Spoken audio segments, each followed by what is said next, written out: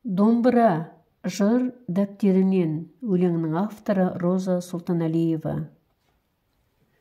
Тілей тұғын жерден ырыс, көктен нұр,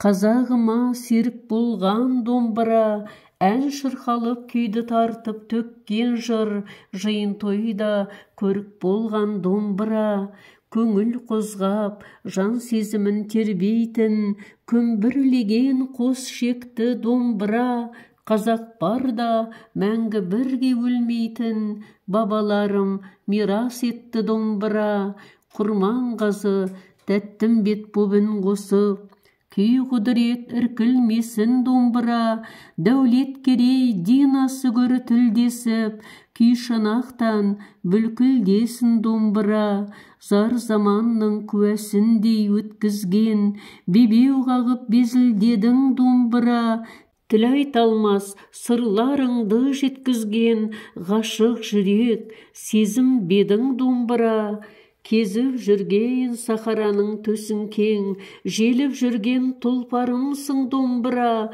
бұрап-бұрап құлақ күйін келтірсең, сырласатын іңкәрімсің домбыра, бабы келсе бассаң тоғыз пернені, айхай дәурен сері болған домбыра, төгілдіріп ән күй жыр мен термені, бар қазағым төрінелген домбыра.